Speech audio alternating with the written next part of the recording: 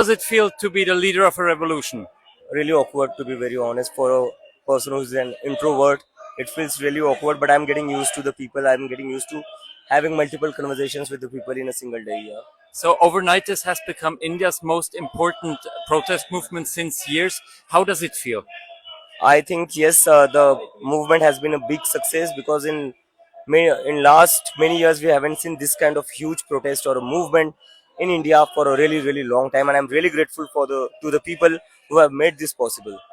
What motivated you? So you moved to the US, you did a career there. Why did you come back to engage in this protest? Actually, when we got such huge following on social media, that is when I felt there is a some kind of responsibility on me to bring this movement on ground as well. Because if I wouldn't have done that, then the people would have never like believed anybody.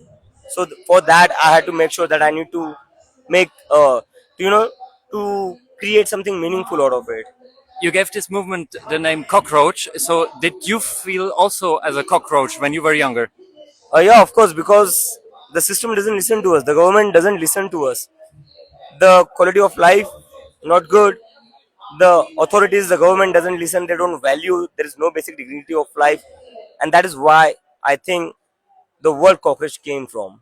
For a Western audience, it's very hard to believe what level of police violence you faced the past days.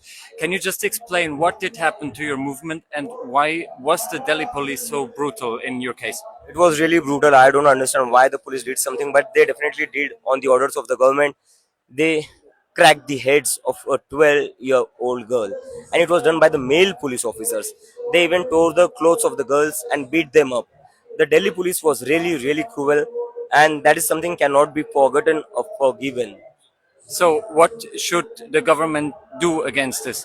I don't expect that the government can do anything about it, because since it were their orders to crack down on the protest, a peaceful protest, unfortunately, that the government still chose to crack down on such a peaceful protest.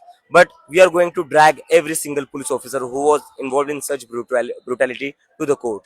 You had talks with the government today, as in the past days. So, two of your demands: first, the recompensation for Families with the families of those who committed suicide, and secondly, the following of the case of the brutality yeah. on Monday. But the education minister still is not resigning. He refused to resign. So, will you continue with your protest? Yeah, we are going to continue our protest until the education minister resigns, and we are not going to back off. Thank you. I need to.